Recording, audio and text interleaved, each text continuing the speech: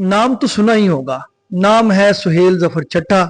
और जब भी कोई असाइनमेंट पकड़ लेता तो उसके बाद वो अपने आप की भी नहीं सुनता। पंजाब गवर्नमेंट ने जो है, खास तौर पे पुलिस डिपार्टमेंट ने अगला जो बड़ा ऑपरेशन है वो नजायज असला रखने वालों के खिलाफ जो है वो करने का फैसला कर लिया है। और ये टास्क भी, मुश्किल तरीन टास्क भी दे दिया गया है जनाब सुहेल जफर चट्टा साहब को।